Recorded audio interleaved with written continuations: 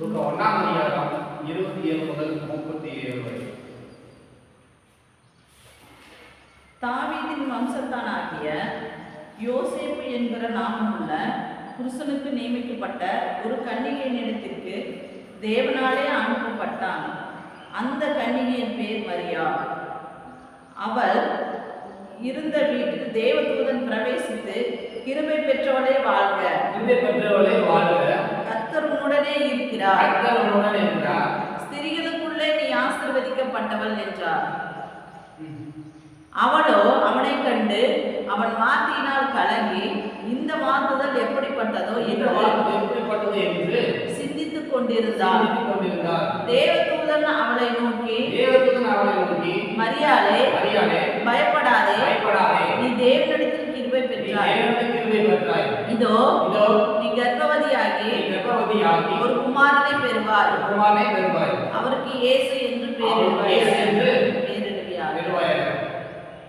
அவர் பெரியவராயிருப்பார், உன்னதமானவருடைய குமாரன் என்னப்படுவார். கர்த்தராகிய தேவன் அவருடைய பிதாவாகிய தாவீதின் சிங்காசனத்தை அவருக்கு கொடுப்பார். அவர் யாக்கோபின் குடும்பத்தாரை என்றென்றைக்கும் அரசாளுவார். அவருடைய ராஜ்யத்துக்கு முடிவிராது என்றான்.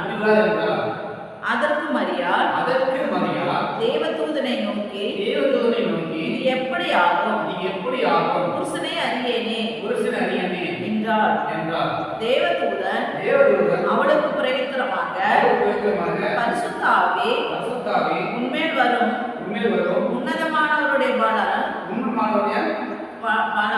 பலம் உன்மேல் நிழலிடும். ஆதலால் உன்னிடத்தில் பிறக்கும் பரிசுத்தம் உள்ளது தேவனுடைய குமாரன் என்னப்படும். இதோ உனக்கு இனத்தாளாகிய எலிசபெத்தும் தன் முதிர் வயதிலே ஒரு புத்திரனை கர்ப்பந்தரித்திருக்கிறார். மலடி எண்ணப்பட்ட அவளுக்கு இது 6ஆம் மாதம். தேவனாலே கூடாத காரியம் ஒன்றுமில்லை என்றார். ஒன்றுமில்லை என்றார். கண்களை போடுவோம். மகிமை நிறைந்தவரே, நன்றியோடு சோதரிக்கிறோம், துதிக்கிறோம். இந்த மண்டலத்தில் நடக்கிற கர்த்தருக்கு நன்றி செலுத்துகிறோம். அப்பா, அந்த வார்த்தையினுடைய கர்த்தர் கொடுத்து ஜெபிக்கிறோம். நீதிகளோட பேசி இயேசு மூலம் ஜெபிக்கிறோம் பிதாவே. ஆமென். 37வது வசனம் மீனமாக வாசிக்கலாம். தேவனாலே கூடாத காரியம் ஒன்றுமில்லை. தேவனாலே கூடாத காரியம் ஒன்றுமில்லை என்ற தலைப்பு வார்த்தை கர்த்தர் பேச போகிறார். ஹல்லேலூயா. தேவனாலே கூடாத காரியம் ஒன்றுமில்லை. ஹல்லேலூயா. ஹல்லேலூயா. லூக்கா 1ஆம் அதிகாரம் 36 வாசிக்கலாமே. லூக்கா 1ஆம் அதிகாரம் 36 இதோ உனக்கு இனத்தாளாகிய எலிசபெத்தும் தன் முதிர் வயதிலே ஒரு புத்திரனை கர்ப்பந்தரித்திருக்கிறார். மலடி எண்ணப்பட்ட அவளுக்கு இது 6ஆவது மாதம். ஆமென். மரியாள் இருந்த எலிசபெத் கர்ப்பம் தரித்து 6ஆவது மாதமாக இருக்கிறார். யார் இந்த எலிசபெத்? ஆமென். யார் இந்த எலிசபெத்? லூக்கா 1ஆம் அதிகாரம் 5 முதல் 7 வரை. யூதேய தேசத்தின் ராஜாவாகிய ஏரோதின் நாட்களில் அபியா என்னும் ஆசாரிய வகுப்பில் சகரியா என்னும் பேர் கொண்ட ஆசாரியன் ஒருவன் இருந்தான். அவன் மனைவி ஆரோனுடைய குமாரத்திகளில் ஒருத்தி. அவள் பேர் எலிசபெத். அவர்கள் இருவரும் கர்த்தரிட்ட சகல கற்பனைகளின்படியேயும் நியமங்களின்படியேயும் குற்றமற்றவர்களாய் நடந்து தேவனுக்கு முன்பாக நீதியுள்ளவர்களாய் இருந்தார்கள். எலிசபெத்து மலடியாய் இருந்தபடியினால் அவளுக்கு பிள்ளை இல்லாது இருந்தது. இருவரும் வயது சென்றவர்களாயும் இருந்தார்கள். எலிசபெத் சகரியாவோட மனைவி, இருவரும் வயது சென்றவர்களாக இருந்தார்கள். அப்படின்னா ஒரு 90 95 இந்த மாதிரி வயசுல தான் இருந்தாரு. மலடி எனப்பட்ட அவளுக்கு பிள்ளை இல்லாது இருந்தது. ஹalleluya. இந்த எலிசபெத் கர்ப்பம் தெரிந்திருக்கும் போது மரியாதையில வந்து ஒரு இனக்காரங்க எலிசபெத்தும் இப்ப கர்ப்பம் தெரிந்திருக்கு. அவளுக்கு 6 மாசம். மலடியா இருந்த அவளுக்கு இது நடந்திருக்கிறது. அப்ப எத்தனை வருஷமா அவள் மலடியா இருப்பா? எத்தனை வருஷமா பிள்ளை பெறா இருந்திருப்பா?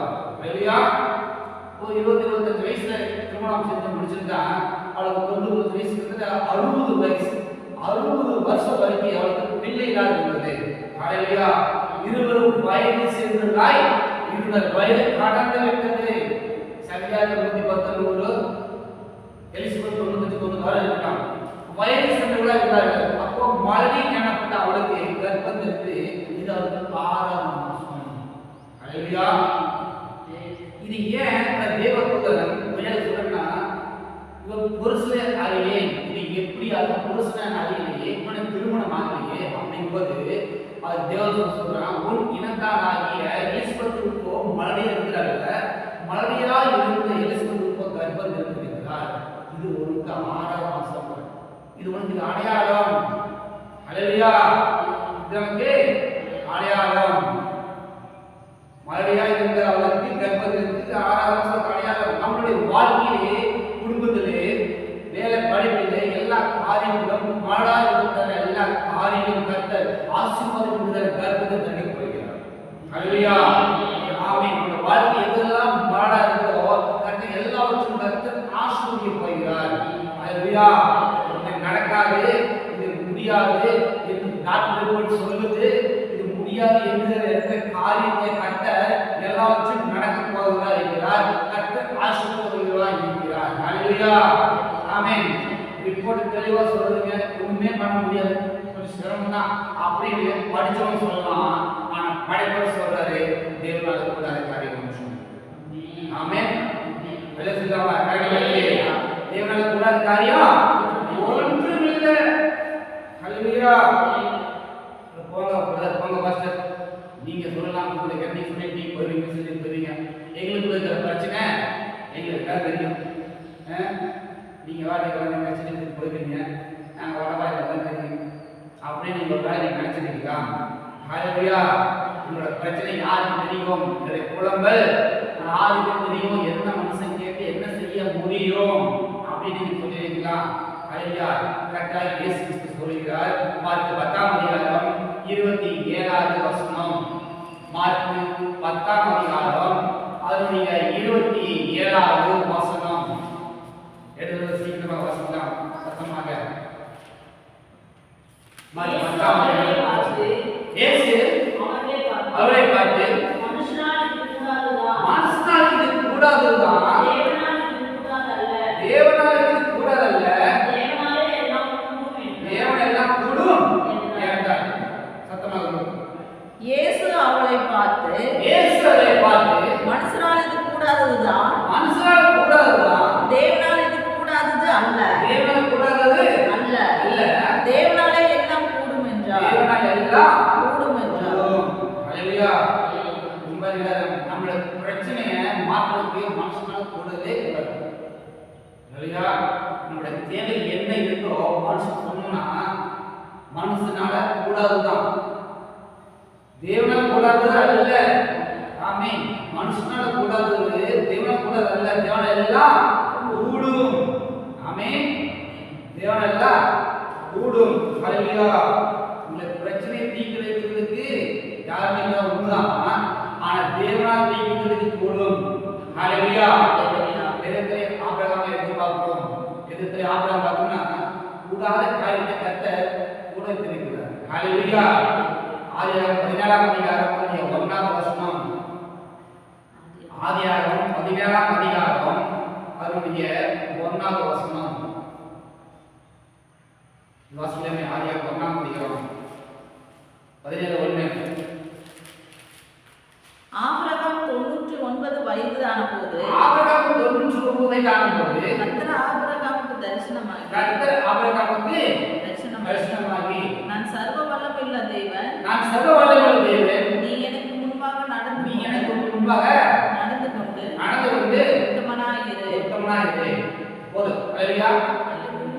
ஆபிரகாம் எவ்வளவு வயசுங்க? கர்த்தர் தரிசனமான வயசு 99. 99ல கர்த்தர் தரிசனமாகிறார். ஹல்லேலூயா. ஆதியாகமம் 17ஆம் அதிகாரம் 15 16 வசனம். பின்னும் தேவன் ஆபிரகாமை நோக்கி உன் மனைவி சாராயை நீ சாரா என்று அழைத்தியாதிருப்பாயாக. சாராள் என்பது அவளுக்கு பெயராய் இருக்கும். நான் அவளை ஆசீர்வதித்து அவளாலே உனக்கு ஒரு குமாரனை தருவேன். அவள் ஜாதிகளுக்கு தாயாகவும் அவளாலே ஜாதிகளின் ராஜாக்கள் உண்டாகவும் அவளை ஆசீர்வதிப்பேன் என்றார். அப்பொழுது ஆபிரகாம் முகங்குப்புற விழுந்து நகைத்து 100 வயதானவளுக்கு பிள்ளை பிறக்குமோ 90 வயதான சாராள் பிள்ளை பெறுவாளோ என்று தன் இருதயத்திலே சொல்லிக்கொண்டு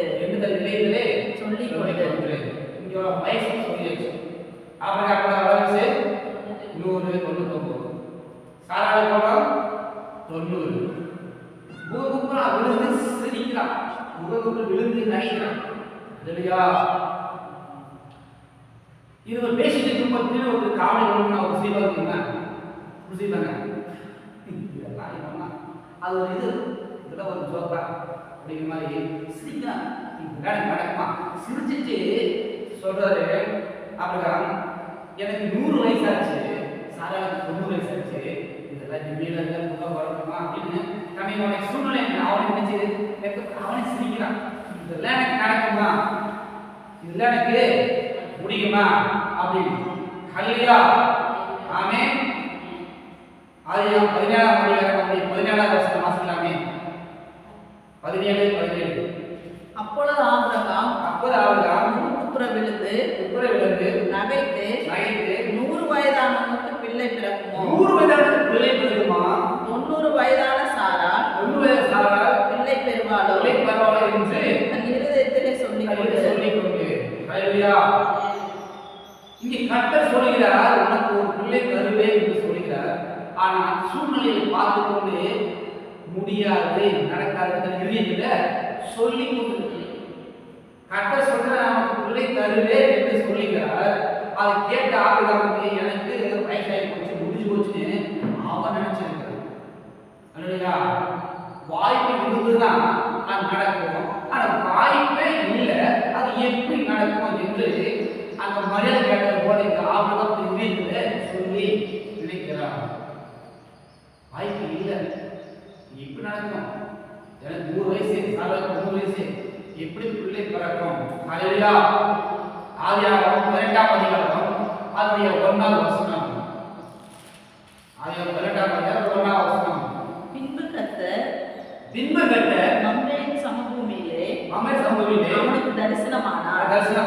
அவன் பகலை உஷ்ணமலையிலே கூடார வாசலில் உட்கார்ந்திருந்து தன் கண்களை ஏறெடுத்து பார்க்கும்போது இதோ 3 புருஷர் அவனுக்கு எதிரே நின்றார்கள். மூன்று புருஷர் அவனுக்கு எதிரே நின்றார்கள். ஆதியாகமம் 18ஆம் அதிகாரம் 10வது வசனம். அப்பொழுது அவர் ஒரு உற்பவ கால திட்டத்தில் இதுக்கு முன்னாடி 1ஆம் வசனத்துல உபவாசம் பார்த்தோம்னா அவங்க 3 பேரையும் கொஞ்சம் என்ன பண்ணுங்க, வெயிட் பண்ணி இழைப்பாருங்க, அப்போ சுட்டுட்டு வரேன், இதை சாப்பிட்டு இழைப்பாரு சொல்லி அது சாப்பிட்டு அவர் ஆசீர்வதிக்கிற நேரம் சொல்லுகிறது. 10ஆம் வசனம் சொல்லுங்க. அப்பொழுது அவர் ஒரு உற்பத்தி கால திட்டத்தில் நிச்சயமாய் உன்னிடத்திற்கு திரும்ப வருவேன். அப்பொழுது மனைவியாகிய சாராளுக்கு ஒரு குமாரன் இருப்பான் என்றார். சாரா அவருக்கு பின்புறமாய் கூடார வாசலில் இதை கேட்டுக்கொண்டிருந்தார். கூடார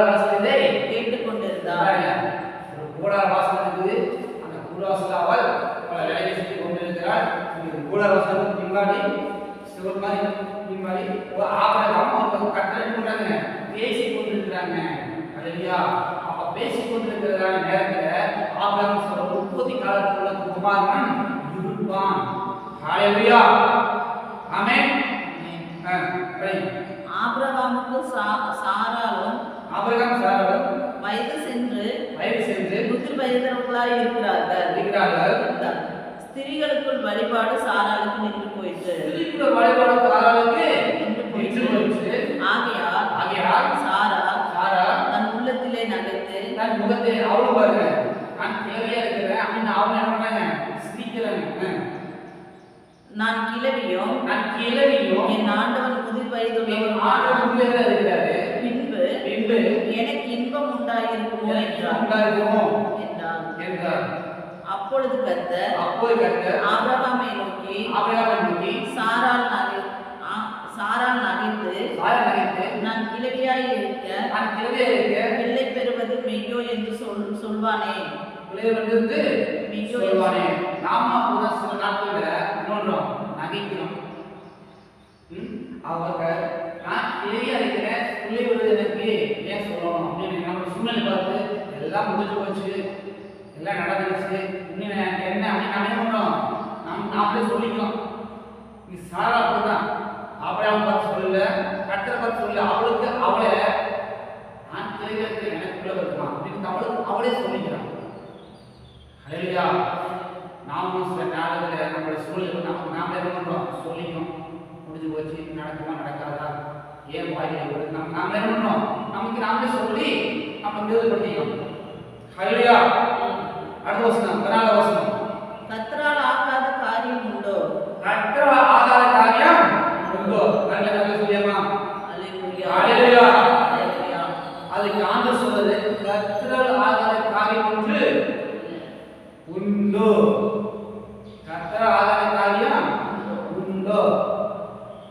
சாரா பார்த்து ஆண்டவர் சொல்றாரு, கர்த்தரால் ஆகாத காரியம் இருக்குமா? அவரால் ஆகாத காரியம் இருக்கா? நீ இன்னொரு சூழ்நிலை பார்த்து சொல்ற, எனக்கு வயது சென்று சொல்ற, பிள்ளைகளுக்கு பேரநிலை சொல்ற. ஆனா கர்த்தர் சொல்றாரு, கர்த்தரால் ஆகாத காரியம் ஒன்று இருக்கா உண்டோ. கர்த்தரால் ஆகாத காரியம், அவரால் ஆகாத காரியம் இருக்குதா இந்த பூமியில? இல்ல. அடுத்தது படிங்க. 14. உத்பவ கால திட்டத்தில் 14 கர்த்தரால் ஆகாத காரியம் உண்டோ? உத்பவ கால திட்டத்தில் உன்னிடத்திற்கு திரும்ப வருவேன். அப்பொழுது சாராளுக்கு ஒரு குமாரன் இருப்பான் என்றார். உத்பவ காலத்துக்கு ஒரு குமாரன் இருக்கும் என்று சொன்னார். ஹalleluya. கர்த்தர் சொல்லிட்டு போயிட்டார். ஆனா இங்கே நம்ம சூழ்நிலை நம்ம பார்க்கும்போது சொல்றத நீங்க பர்சன் பண்ணி போயிருவீங்க. அதே மாதிரி அவ நினைச்சா சாராளம் நீங்க சொல்லிட்டு போயிருவீங்க. அதுக்கப்புறம் பார்க்கலாம் பார்ப்போம். எத்தனை வருஷமா பிள்ளைலாம் இருக்கிறேன், உடனே நடக்குமா பார்க்கலாம் அப்படின்னு அவங்க வெயிட் பண்ணிருக்காங்க. ஆனா ஆதியாகமம் 21ஆம் அதிகாரம் அவருடைய 2வது பார்க்கலாமே. ஆதியாகமம் 21ஆம் அதிகாரம் அவருடைய 1-2. கர்த்தர் தாம் சொல்லியிருந்தபடி சாராள் பேரில் கடாட்சமானார். கர்த்தர் தாம் உரைத்தபடியே சாராளுக்கு செய்தருளினார்.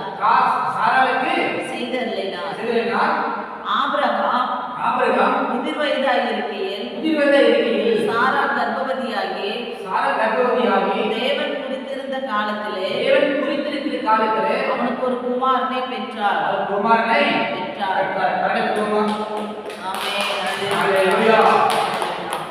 தாம் சொன்னபடியே தாம் உரைத்தபடியே குறிப்பிட்ட காலத்தில் முதிர் வயதில் ஆபிரகாம் சாராளுக்கு ஒரு குமாரன் இருந்தது. ஹalleluya. கர்த்தர் சொல்லிட்டு அப்படியே போறவல்ல, கர்த்தர் சொல்லிட்டு செய்கிறவர். ஆமென். இங்க ஒரு பார்க்கலாம், குறிப்பிட்ட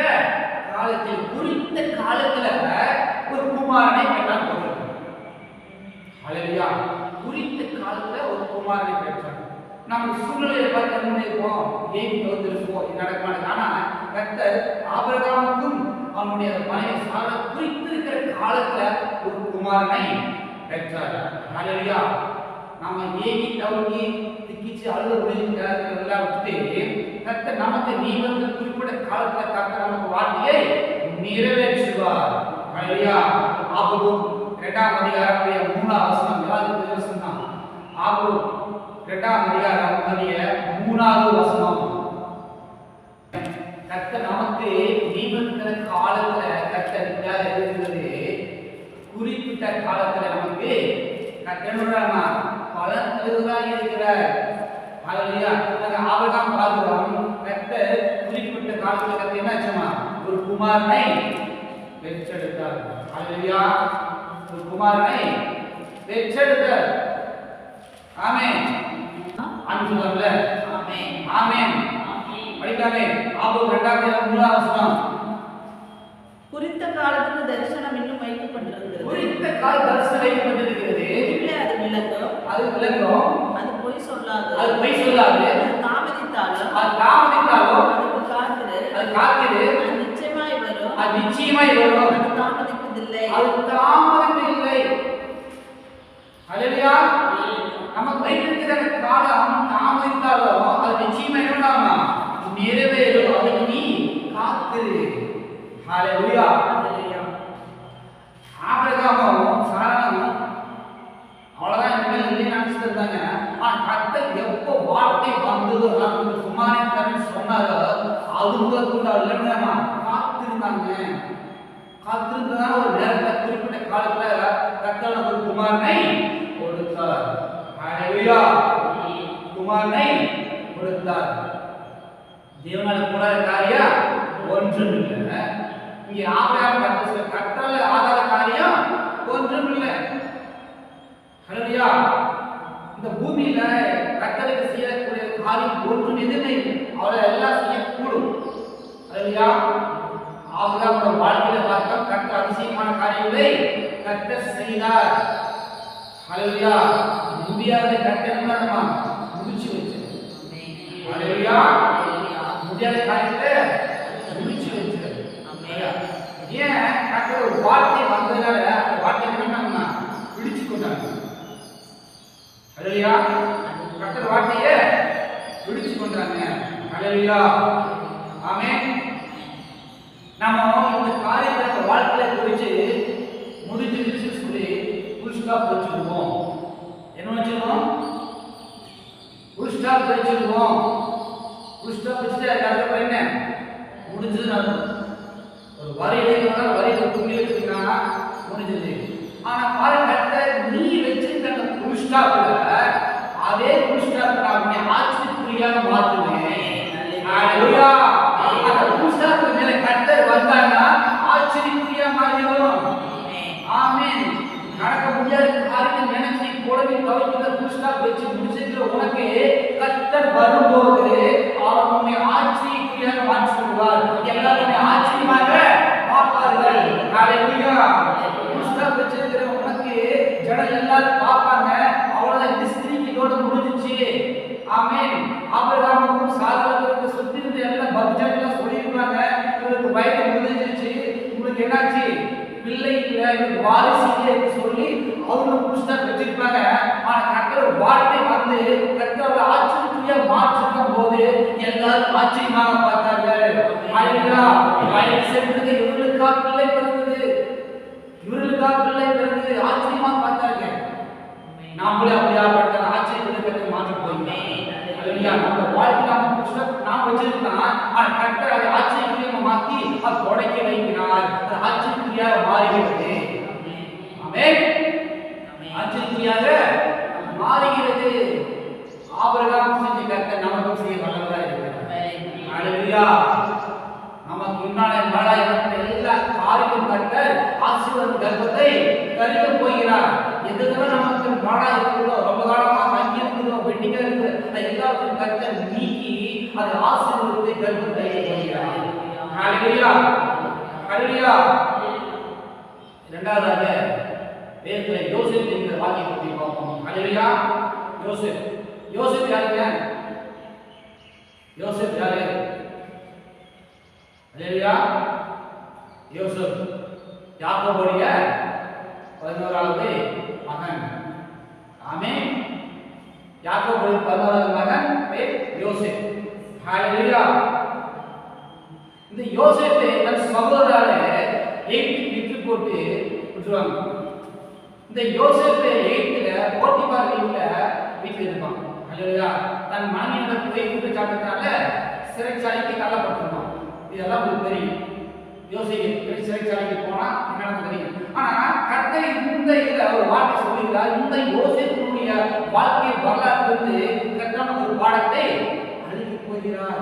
ஒரு காரியத்தை சொல்ல போகிறார். ஹalleluya. கர்த்தர் நம்மளோட பேசுவாராக. ஆமென். அப்படி போத்திபார் வீட்டுல இருந்து வேற சிறைச்சாலைக்கு போகும்போது அங்க எகிப்து பார்வோனுடைய பானபாத்திரக்காரன் சீவக்காரனும் அவர் என்னன்னாங்க காவல் பிடிக்கப்பட்டார். இருவருக்கும் ஒரே நாளில் என்ன ஆச்சுமா சொப்பனம் வந்தது.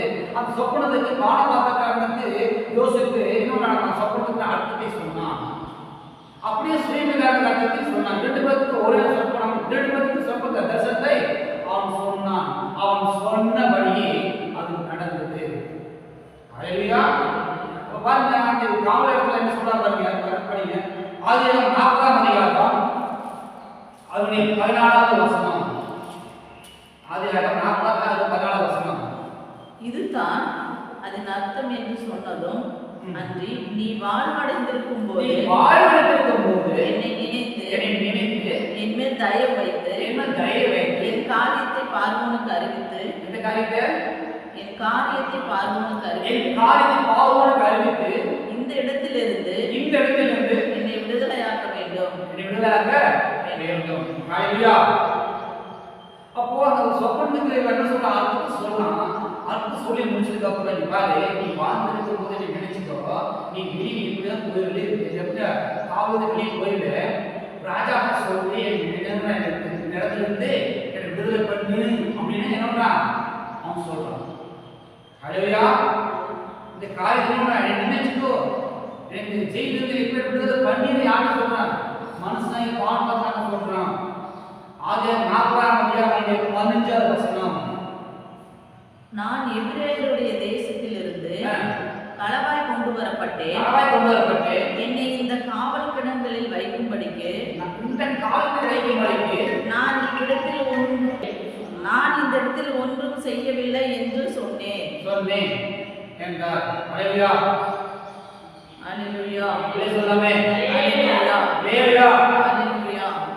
ஹalleluya. அந்த இடத்துல ஒன்றும் செய்யல.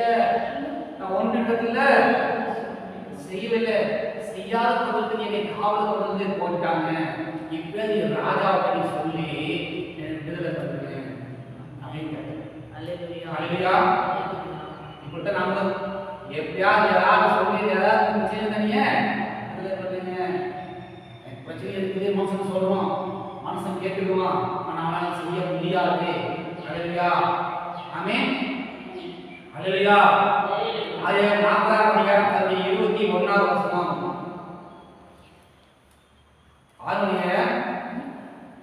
படிங்க. ஆதியாகமம் 40 21வது வசனம் படிங்க.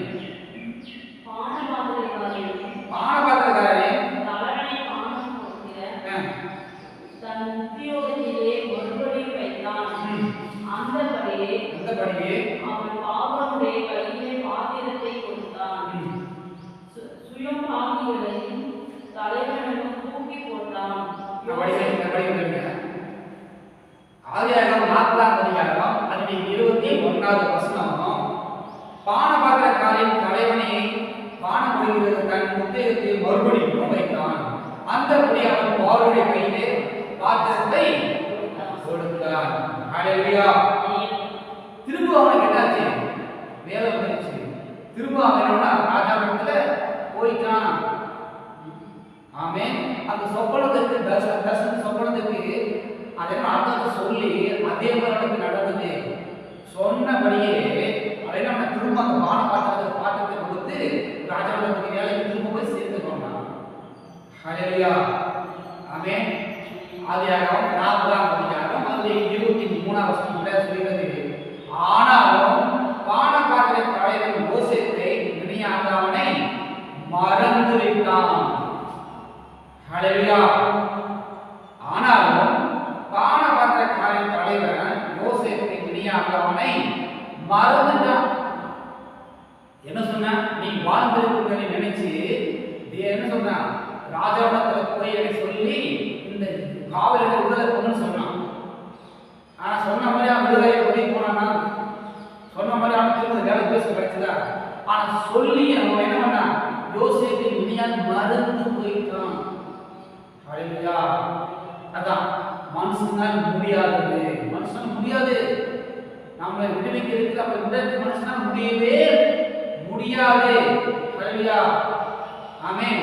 ஆனா பாருங்க, மார்க் 10:27 இயேசு சொல்கிறார், மனுஷனால் முடியாதுதான் தேவனால் முடியாதது அல்ல. மனுஷனால் முடியாதுதான் தேவனால் முடியாதது. தேவனால் எல்லாம் கூடும். ஹalleluya. தேவனால் கூடும். ஆமென். தேவனால் கூடும். ஆதியாகமம் 4:23 ஆனாலும் பானபாத்திரத்தின் தலைவன் யோசேப்பு நினியாவில் அவனை மறந்துட்டான். ஹalleluya. யார் பண்ணாங்க?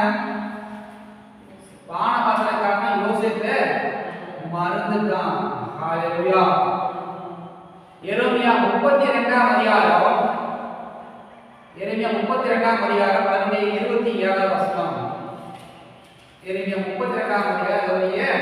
27 இதோ நான் மாம்சமான யாவருக்கும் தேவனாகிய கர்த்தர் என்னால் செய்யக்கூடாத அதிசயமான காரியம் ஒன்று உண்டு. ஹalleluya.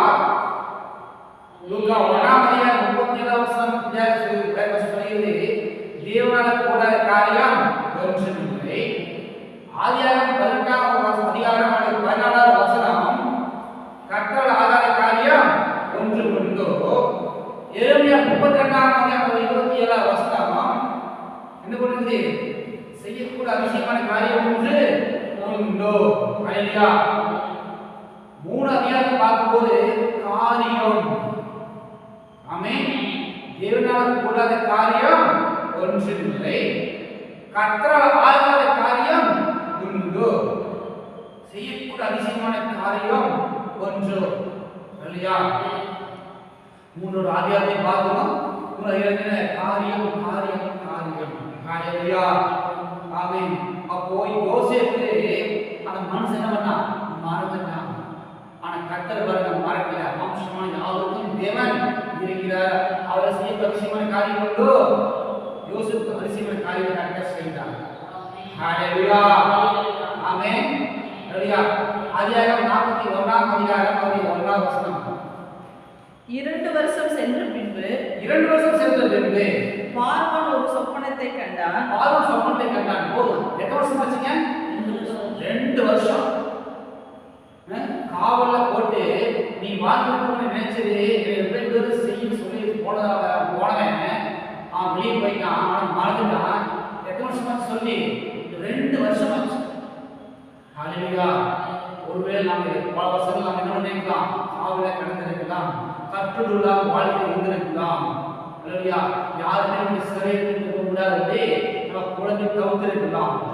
2 வருஷம் மனுஷன் மறந்துட்டான். பானபாத்திரக்கார தலைவன் யோசேப்பு என்னால் மறந்து போனான். ஹalleluya. கர்த்தர் மறக்கல. ஆமென். உங்களுடைய குடும்பத்தினர்கள் உங்களை எல்லாம் மறந்து போகலாம். ஆமென். ஆனா கர்த்தர் நம்மளை மறக்கவில்லை. பார்வோனுக்கு சொப்பனத்தை கொடுத்தார். ஹalleluya. பார்வோனுக்கு சொப்பனத்தை கொடுத்தாரு. நம்மளை நீக்க முடியாத பார்வோனுக்கு சொப்பனத்தை கொடுத்தார். ஆமென். பார்வோன் சொப்பனத்தை கொடுத்தார். படிக்கலையே? 41 வசனம். 2 வருஷம் சென்ற பின்பு பார்வோன் சொப்பனம் கண்டான். ஹalleluya. பாருங்க, கர்த்தர் நம்ம எப்படிலாம் நம்ம கடாட்சியை பாருங்க. மனுஷன் மறந்தான், ஆனால் கர்த்தர் மறக்கல. ஆனா அவன் எப்படியாவது வெளியே கொண்டு வருவதற்கு கர்த்தர் பார்வோன் சொப்பனத்தை கொடுக்கிறாரு. ஹalleluya. அந்த பார்வோனுக்கு சொப்பனத்தை கொடுக்கிறது இல்லாம அவர்களுக்கு அந்த வார்த்தைக்கு சொப்பனத்துக்கு அர்த்தத்தை தெரியாத யாருமே சொல்ல முடியல.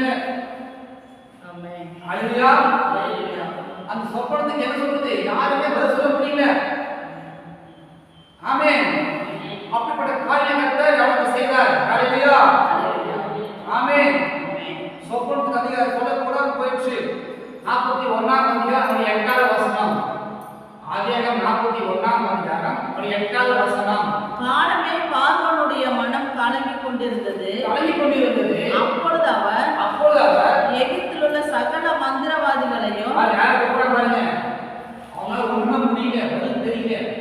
மந்திரவாதி கூப்பிடுறான், சகல சாஸ்திரிகளையும் அழைப்பித்து அவர்களுக்கு தன் சொப்பனத்தை சொன்னான். ஒருவராலோ அதன் அர்த்தத்தை பார்வோனுக்கு சொல்லக்கூடாமல் போயிற்று. சொல்லக்கூடாமல் போயிடுச்சு. அவன் இன்னொன்னு பண்ணி பார்த்தான், ஒன்னும் முடியல. ஹல்லேலூயா, சொல்லக்கூடாமல் போயிடுச்சு. 41ஆம் அதிகாரம் 9ஆவது வசனம். அப்பொழுதும் பானபாத்திரக்காரன் பாருங்க, அப்பொழுது பானபாத்திரக்காரன் தலைவன் பானபாத்திரக்காரனின் தலைவன் பார்வோனை நோக்கி நான் செய்த குற்றம் இன்னதுதான் என்று நினைவில் வந்தது. அப்பொழுது பானபாத்திரக்காரனின் தலைவர் பார்வோனை நோக்கி நான் செய்த குற்றம் இன்னதுதான் என்று நினைவில் வந்தது. பார்வோன் தம்முடைய ஊழியக்காரன் மேல் அவளுக்கு என்ன அப்படி சொல்றோம்னா நினைவில் வந்தது. அல்லேலூயா. ஏன் அவனுக்கு அப்படி மறந்து போனான்? சொப்பனத்துக்கு அடுத்து சொல்லி அவன் ஜெயிலிருந்து காவல் வெளியே வந்தவனுக்கு உடனே என்ன சொல்லி போகணும், எனக்கு அவன் உதவி செஞ்சான், என் சொப்பனத்துக்கு அவன் அர்த்தம் சொன்னா அவனுக்கு எப்படியாவது ராணி சொல்லியிருக்கணும். ஆனா என்ன பண்ணான்? மறந்து போனான். யோசேப்பு மறந்து போனான், அந்த தேவ சிம்மத்துல மறந்து போனான். ஹல்லேலூயா. நான் நினைக்கிறேன் கரெக்டாக மறக்க செய்கிறேன். ஆமென். ஏன் தெரியுமா? அவன் அன்னைக்கு ஈசை போய் ராஜா அவனுக்கு சொப்பனத்தை கரெக்டாக பதில் சொன்னா அவனுக்கு போய் ரிலீஸ் பண்ணிருப்பான் ராஜா விட்டுருப்பான்.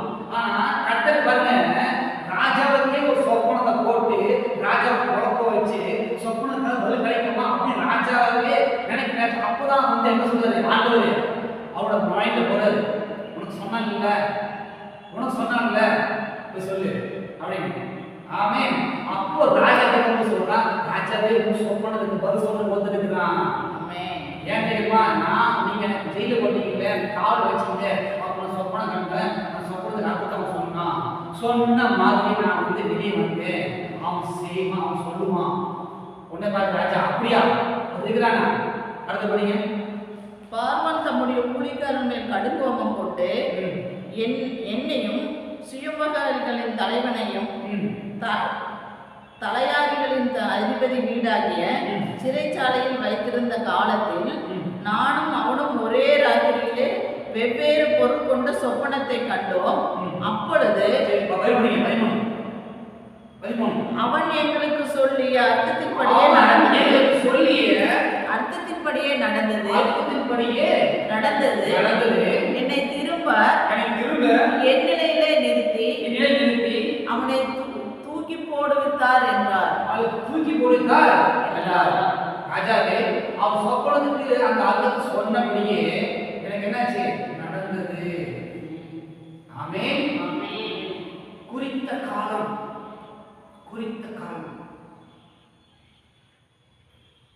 குறித்த காலம் அந்த ராஜாவுக்கு அப்பவே வெளியிட்டு சொல்லியிருந்தா நடந்திருக்காரு.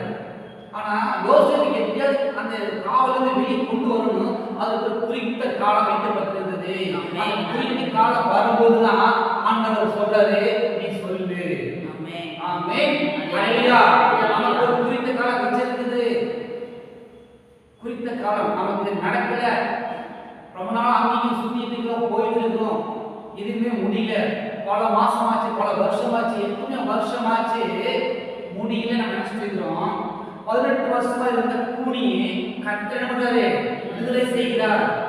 18 வருஷம் நிம்மற முடியாது, எவ்வளவு நிம்மற முடியாத கூனி இப்படியேதான் யாரும் மேல பார்க்க முடியாது, கீழே குஞ்சே போகலாம். குறித்த காலம் வந்தது, கர்த்தர் இயேசு செல்லுனாரு, தொட்டு சுகமாக்கலாம். இந்த நாளை கர்த்தர் குறித்த காலம் வைத்திருக்கிறார். அந்த குறித்த காலத்தில் கர்த்தர் ஒரு வாழ்க்கையை தொடரும்போது உங்களுக்கு முடியாத பிரச்சனை நீ கர்த்தர் நிமிர பண்ணுகிறார். ஹல்லேலூயா. வாழ்க்கை கர்த்தர் நிமிர பண்ணுவார். ஆமென். எத்தனையோ பேர்கள் மழை இருந்ததால அந்த எலிசபெத்துக்கு கர்த்தர் கொடுத்தார். ஆமென். எத்தனையோ வருஷம் ஆபிரகாம் சார்ந்துட்டு பிள்ளை இல்லாத இந்த வயசு சென்று போய் இருந்த நேரத்தில் கட்டணும்னா குறித்து கட்ட பிள்ளையே கொடுத்தார். ஆமென். நம்முடைய வாழ்க்கையும் அப்படிதான் வெண்டிக்கு எல்லா காரியம் கட்ட என்ன பண்ணாராமா ஆசீர்வதிக்க போகிறார். ஹalleluya. ஆமென். 38 வருஷமா இந்த பிரசங்கத்துல இருக்கிறாங்க. யாரு உடம்புக்கு திமுலாவுக்கு கட்டணும்னா தேடிக்கு சுகத்தை கொடுத்தார். ஹalleluya. ஆமென். இந்த வாழ்க்கை கட்ட செய்ய போகிறார். ஆமென். 14 வசனம். அப்பொழுது பார்வோன் யோசேப்பை அழைத்தான். நல்ல கவனிங்க. படிங்க. அப்பொழுது பார்வோன் யோசேப்பை அழைத்தான். அவனை தீவிரமாய் காவல்களிலிருந்து கொண்டு வந்தார். போதும். கொஞ்சம் படிங்க.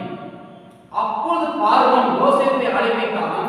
அவனை தீவிரமாய் காவல்களிலிருந்து கொண்டு வந்தார்கள். ஹalleluya. இந்த பானபாத்திரக்காரன் போய் சொல்லியிருந்தாங்க நடந்திருக்காரு. சரி ஒரு பார்க்கலாம் சொல்லிட்டீங்க. என்னமா நம்ம ஒரு கால் ரெக்கமெண்ட் பண்ணும்போது என்ன வேலைக்கு ரொம்ப தெரிஞ்ச நல்ல வேலை செய்வாங்க. ரெக்கமெண்ட் பண்ணும்போது என்ன சொல்லுங்க உடனே அப்படியே அவங்க தெரிஞ்சவங்க நான் செக் பண்ணுறோம் அப்படி சொல்லுவாங்க. சரி வேலை கொஞ்சம் கம்மியாக இருக்குது இன்னொன்று பண்ணேன் அதுக்கு ஒரு போஸ்ட் வருமா சொல்கிறேன் அப்போ போய்ப்பா அப்படின்றாங்க. அதே தான் ராஜாவுக்கு அவன் சொல்லி அப்போ சொல்லி தான் ராஜா சொல்லியிருந்தாரு. சரி அப்படியே அவன் சொன்னான் சரிங்க நான் சொல்லும் போது அவன் வெளியே அப்படின்னு தான் சொல்லியிருப்பான் ராஜா. ஆனா இந்த பாருங்க ராஜா பாருங்க சொல்ல அப்பொழுது பார்வோன் யோசேப்பை அழைத்தான். அவனை தீவிரமா ராஜாவை சீக்கிரமா வெளியே கொண்டு வரப்பா காவல் இருக்கு. வித்தியாசம் இருக்கா? கர்த்தர் செய்த வித்தியாசம் இருக்கா? கர்த்தர் செஞ்சதை தீவிரமா செய்வார். ஆமென். ஆனா அவனுக்கு செஞ்சானா பொறுமையா செய்வான். அவனுக்கு செய்யணுமா அவனை புரியுமா பொறுமை செஞ்ச பொறுத்து ராஜா அப்படியே பாருங்க பார்வோன் என்ன பண்ணான் யோசேப்பை அழைச்சான். அவனை கூப்பிடுவாங்கப்பா. அவன் என்ன பண்ணாங்க அவனை தீவிரமே காவல் கிடக்கிலிருந்து வெளியே கொண்டு வந்தாரு. ஹalleluya. யோசேப்பை பானபாத்திரர் சொல்றான் எப்படியாவது காவலை வெளியே கொண்டு எடுத்துறான்னு சொல்றான். சொன்னது யார்கிட்ட? பானபாத்திரர். அவன் மறந்து போனான். ஆனா அதே பானபாத்திரர் ராஜா சொல்லும்போது ஒரு சொப்பனத்தை கட்டளை கொடுத்த சொப்பனத்தை அர்த்தத்தை சொல்ல முடியாதவனுக்கு ஆண்டு சொல்றது டேய் சீக்கிரம் அவனை வெளியே கொண்டு வாங்கப்பா. சீக்கிரம் ராஜா கட்டளை அவனை கொண்டு வாங்க. எப்படி இவன் போய் சொல்லி வெளியே கொண்டு வரதுக்கும் ராஜா சொல்ற வித்தியாசம் இருக்குதா? சீக்கிரம் அவனை வெளியே கொண்டு வாங்க. அடுத்தது படிக்கலாங்க. அவன் சவரம் பண்ணிக்கொண்டு வேறு வஸ்திரம் தரித்து பார்வோனிடத்தில் வந்தான். இல்லையா சவரம் பண்ணிட்டாங்க. அப்ப எத்தனை காலத்துக்கு அனுமதிப்பான் முடிவு சேவ் பண்ணாம முடிக்கலாம் இருப்பான். ஆனா ராஜாவுக்கு கொண்டு போகும்போது என்ன பண்ணாங்க சவரம் பண்றாங்க. வேற வஸ்திரம் அழுக்கு வஸ்திரமா பிடிச்சிருப்பான். ஜெயிலுக்கு எப்படி சிச்சுவேஷன் கொண்டு போட்டுப்பானா ஆனா காலத்தை வேலை சொன்னாலே போட்டுருப்பானா அழுக்கு பிடிச்ச வஸ்திரம் அவன் ஜெயில இருக்கான். ஆனா பாருங்க ராஜாவுக்கு கொண்டு போறதுக்கு அவன் வஸ்திரத்தை வேற வஸ்திரம் கொண்டு வராங்க. எல்லாம் கொண்டு வராங்க. ஹalleluya. ஆமென். 16 வசனம். அப்பொழுது யோசேப்பு பார்வோனுக்கு பிரயத்தனமாக நான் அல்ல தேவனே பார்வோனுக்கு மங்களமான உத்தரவு அருளச் செய்வார். ஆமென். நீ சொப்பனத்துக்கு தரிசனம் சொல்லுவாங்க அப்படின்னு பார்வோன் அவன் பார்த்து கேட்கும்போது யோசிச்சு சொல்றான் நான் இல்லை. தானம் பார்த்தீங்களா? நான் இல்லை தேவன். நம்மளா பண்ணிப்பான். ஆமா நான் தான் அவனுக்கு எல்லாம் நான் சொல்லி தான் அவன் வெளியே வந்தான். நான் மட்டும் வெளியப்போம் ராமராஜா நான் தான் அவனுக்கு சொன்னேன். நான் சொன்னதுக்கு அப்புறம் தான் வெளியே வந்தான் அப்படி சொல்லியிருப்போம். ஆனா யோசிச்சு பார்த்தீங்களா எவ்வளவு பெரிய அரசியல் சொல்லிங்கன்னா நான் இல்லை கர்த்தர். ஹalleluya. நான் இல்லை கர்த்தர். ஹalleluya. ஆமென். அதுக்கப்புறமாக அவன் சொப்பனத்தை சொல்றாங்க. சொப்பனத்துக்கு விளக்கத்தை யார் சொல்றா? யோசிப்பு சொல்றான். ஹalleluya. ஆமென். 7 வருஷம் விளைச்சல் 7 வருஷம் பஞ்சம் உண்டாகுது. இப்படிலாம் ஒரு ஆள் நியமிச்சு போடணும். அதெல்லாம் ரொம்ப ஸ்மார்ட் எல்லாமே நமக்கு தெரியும். இந்த வசனம் எல்லாம் நமக்கு தெரியும். யோசிப்பு பஞ்சகாலத்தில் எப்படியா வந்து விளைச்சல் வாங்கினா எல்லாம் நமக்கு தெரியும். ஹalleluya. இங்க என்ன முக்கியமா சொல்லப்படுதுன்னா குறித்த காலத்துல கர்த்தர் அவன் என்ன பண்றாமா விடுதலை செய்வார். அல்லேலூயா. நான் பானபாத்திரத்தை சொல்லிட்டேன். ராஜாவோட பானபாத்திர ராஜாவோட பக்கத்துல இருக்கிறேன். அவன் அசிஸ்டன்ட் ராஜாவோட பிஏ. அவங்க சொன்ன என்ன நடக்கும்? எந்த ஒரு வேலையும் பிஏ சொன்ன நடக்கும். ஏன்னா பிஏ பத்தி என்னமா மேனேஜர் கூடவே இருப்பான். அப்ப லைன்ஸா போட்டுப்பான். அதே மாதிரி பானபாத்திர எப்பவும் ராஜா கூடயே இருப்பான். அவன் சொல்ற வேலை நடக்கும் அப்படின்னு சொல்லி யோசிப்பு சொன்னா, ஆனா யோசிப்புனா வெளியே வர முடியல. ஹalleluya. கர்த்தர் அதிசயமான காரியங்களை செய்தார். ஹalleluya. அந்த காவலை கடந்து கர்த்தர் அவனை வெளியே கொண்டு வந்தார். யோசேப்பை சொப்பனத்து தரிசனத்துக்கு என்ன நம்ம அர்த்தம் சொல்ல வச்சார். ஹalleluya. அது நடந்து பாருங்க. ஆதியாகமம் 14ஆம் அதிகாரம் 41ஆம் அதிகாரம் 32ஆம் வசனம் 39 வசனம். பின்பு பார்வோன் 38. அப்பொழுது பார்வோன் தன் ஊழியக்காரரை நோக்கி தேவாவியை பெற்ற இந்த மனுஷனைப் போல வேறொருவன் உண்டோ என்றார். பின்பு பார்வோன் யோசேப்பை நோக்கி தேவன் இவை எல்லாவற்றையும் உனக்கு வெளிப்படுத்தி இருக்கிறபடியால் உன்னை போல விவேகமும் ஞானமும் உள்ள வேறொருவன் இல்லை. காவலை இருந்தவன கர்த்தர் என்ன பண்றாங்க? அடுத்தபடியில நீ என் அரண்மனைக்கு அதிகாரியாய் இருப்பாய். நீ என் அரண்மனைக்கு அதிகாரி இருப்பாய். ஹalleluya. பாருங்க, காவலை இருந்தவன என்ன வேணும்னா நீ எப்படி வெளியே கொண்டு வந்தா வேணும். ஆனா பாருங்க, அந்த எகிப்தினுடைய ராஜா பார்வோன் இந்த எகிப்தின் அரண்மனைக்கு அதிகாரி. ஹalleluya. அரண்மனைக்கு அதிகாரி இருக்காரு. ஹalleluya. அவன் கேட்டது என்ன? இந்த ஜெயிலிருந்து வெளியே கொண்டு வா. ஓ, இந்த காவல்ல இருந்து வெளியே கொண்டு வா. ஹalleluya. நீங்க அப்படி நினைச்சீங்களா? நீ கட்டப்பட்டிருக்கிற நிலையில எப்பொழுது கட்டப்பட்ட நிலையில இருந்தா போதும், என் சிறைக்கு மாறினா போதும் நீங்க நினைச்சிருக்கீங்க. ஆனா கர்த்தர் உங்களுக்கு நினைச்சிருக்காரு, நீ அரண்மனைக்கு அதிகாரி ஆவாய். ஹalleluya. அரண்மனைக்கு அதிகாரி ஆவாய். அடுத்தது உன் வாக்கின்படியே என் ஜனங்கள் எல்லோரும் அடங்கி நடக்க கடவார்கள். ஹalleluya. ஒரு காலத்துல பாத்தீங்கன்னா ஒரு வார்த்தை யாரும் கேட்க மாட்டாங்க. நீ இப்போ சொல்லுவீங்க அப்படிமா. ஹalleluya. இப்போ சொல்ற அப்படிமா.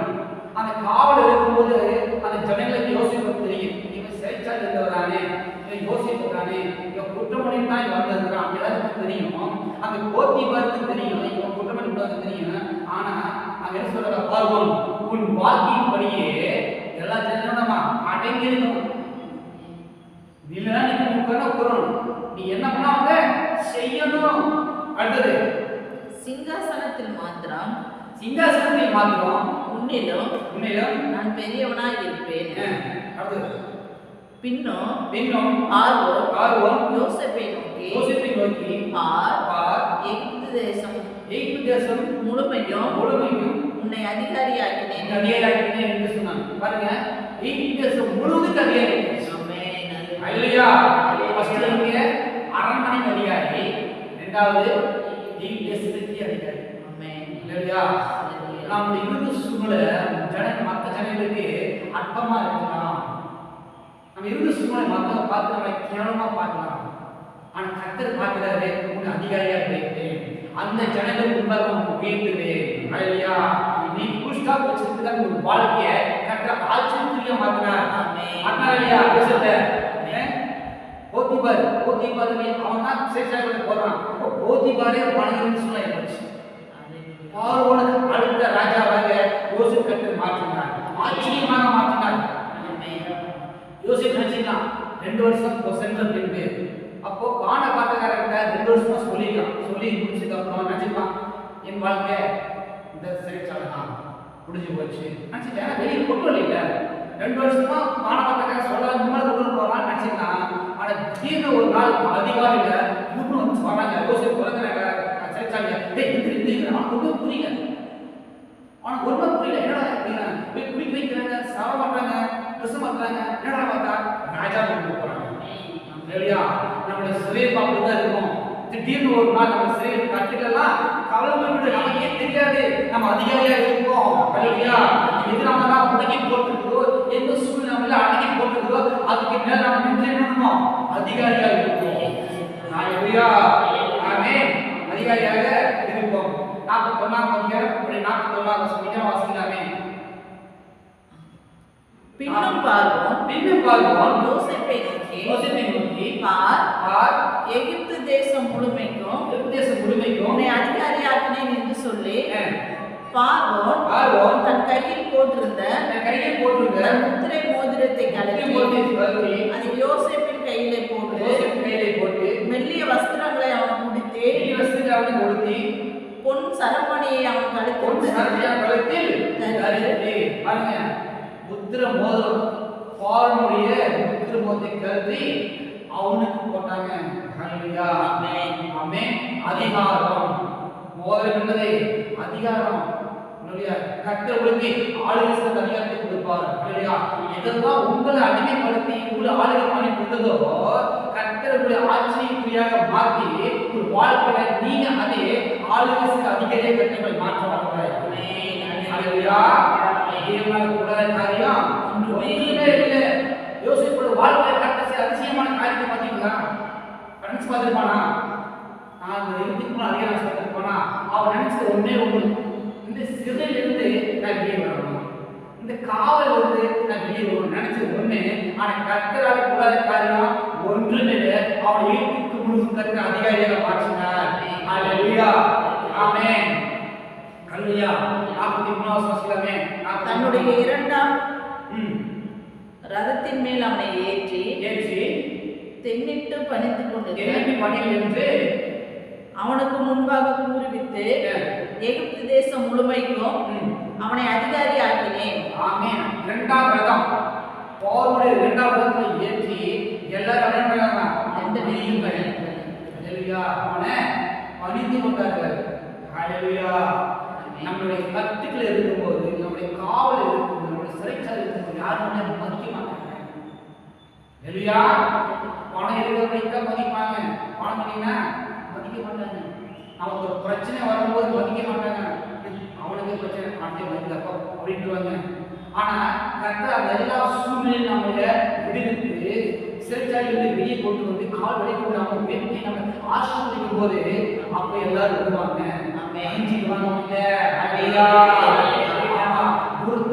போனே வராது, மனதில் அப்பதான் போர் வரும். நல்லாச்சீங்களா? நமக்கு ஆச்சரியமா இருக்கு. பேசாம கூட பேசுறாங்க. ஏன்? கரெக்ட் நம்ம உபயோகி வச்சிருக்கோம். எல்லாரும் அவங்களை பணிச்சு கொள்ற மாதிரி கரெக்டாக உபயோகித்து போயிருக்கிறோம். முடியாத காரியத்தை கரெக்டாக முடிவைக்கு போயிருக்கிறார். ஆமென். கர்த்தரோட வல்லமை, கர்த்தரோட மகிமை உங்களுக்கு விளையாடும் போது ஆச்சரியமான காரியத்தை கர்த்தர் உங்களுக்கு செய்ய வல்லவராய் இருக்கிறார். ஹல்லேலூயா. மரியாதை கேட்டவுடனே பயந்து, இது எப்படி ஆகும்? எப்படி சாத்தியமாகும்? நான் புருஷன் அறியவே, இன்னும் திருமணம் ஆகலையே, எப்படி ஆகும்? ஆமென். இது எப்படி ஆகும்? அதை கர்த்தர் சொல்றாரு, தேவனால கூடாத காரியம் ஒன்றுமே இல்லை. இது அவருக்கு லேசான காரியம். மரியாதை, இது ஒரு லேசான காரியம். நீ முடியாத காரியம் நினைச்சு பொழுது கொண்டிருக்கிறியா? கர்த்தர் சொல்றாரு ஒரு லேசான காரியம். கர்த்தர் ஒரு வாழ்க்கையில செய்யும் அதிசயமான காரியம். ஹல்லேலூயா. நான் முன்னோடு இருந்து செய்யும் காரியம் பயங்கரமா இருக்குது. நீ எந்த காரியத்தை குறிச்சு குழம்பி கொண்டிருக்கிறீங்களா? லைட் கூட தவிச்சு கொண்டிருக்கீங்களா? அந்த காரியத்தை குறித்து கர்த்தர் சொல்ற, அந்த காரியத்தை பற்றி கவலைப்படாத, நான் உன்னோட செய்யும் காரியம் பயங்கரமா இருக்கும். ஆமென். நான் செய்யற காரியம் அது பயங்கரமா இருக்கும். அது எல்லாருக்கும் எப்படிப்பட்ட காரியமா இருக்குமா? ஆச்சரியமான காரியத்தை செய்ய வல்லவர். ஹல்லேலூயா. ஆச்சரியமான காரியத்தை கர்த்தர் செய்ய வல்லவராக இருக்கிறார். ஹல்லேலூயா. ஆமென். 44வது வசனமே பின்னும் பார்வோன் யோசேப்பை நோக்கி நான் பார்வோன், ஆனாலும் எகிப்து தேசம் உள்ளவர்களில் ஒருவனும் உன் உத்தரவில்லாமல் தன் கையையாவது தன் காலையாவது அசைக்க கூடாது என்றான். அப்படின்னா நான் பார்வோன் தான், ஆனா எனக்கே இல்லாத ஒரு பவர் நான் கொடுத்துருக்கேன். உன்னை கேட்டா ஒரு கை கசக்க கூடாது, கால் நீட்ட கூடாது. கை வலிக்குது, யோசிக்க நீட்டிக்கலாமா? அவன் ஊன்னு சொன்னா கை நீட்டணும், இல்லைன்னா நீட்டக்கூடாது. ஆமென். எப்படி தண்ணி ரொம்ப தண்ணி தண்ணி போகணும், போக முடியாது. யோசிச்சு தண்ணி போலாமா? இங்கே இருந்து ஆகணும். ராஜா கட்டளை கொடுக்கிறாரு, உன் வாழ்க்கையின்படி முழுவதும் அதை நீட்டக்கூடாது, கால் அசைக்க கூடாதுப்பா. எப்படி ஆள் அப்படின்னா இல்லையா? கர்த்தர் உங்களை பேசும் போது உங்களோட எல்லாருமே வார்த்தை கேட்க வருவாங்க. இது செய்யலாமா, இது பண்ணலாமா? ஒரு காலத்துல ஒரு வார்த்தையை யாரும் மதிக்க மாட்டாங்க, உங்களை ஆலோசனை கேட்க மாட்டாங்க.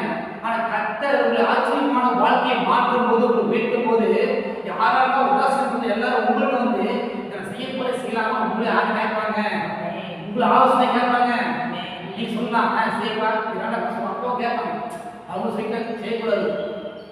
மாதவன் யாரும் எப்படி ஒரு காலத்துல உங்களை எப்படியாவது வச்சிருக்கிற உங்களை கர்த்தர் ஆச்சரியமான காரியங்களை கட்ட செய்யும் போது கர்த்தர் காரியம் செய்ய வளர்றாரு.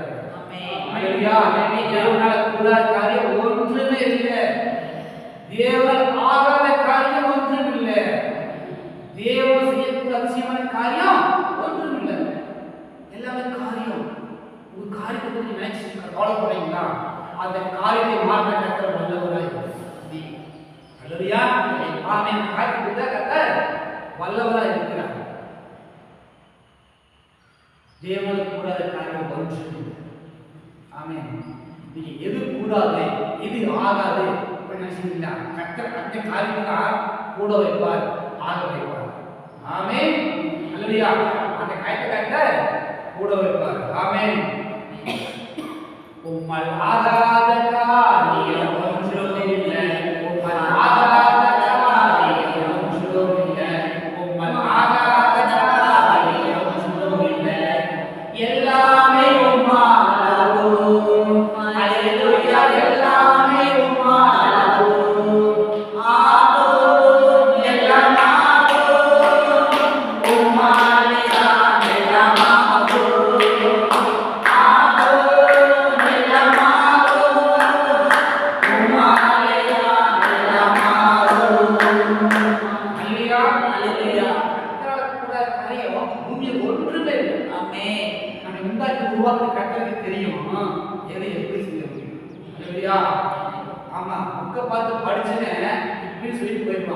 நம்மளுக்கு படைத்தவருக்கு தெரியும், எல்லாமே போதும். ஆமென். அல்லேலூயா. விசுவாசிகளே சொல்லாமே அல்லேலூயா. கர்த்தர் இந்த நாளில் நம்மளோட பேசுற வார்த்தை தேவனால கூடாத காரியம் ஒன்றுமே இல்லை. அதை தெரிஞ்சுக்கலாமா?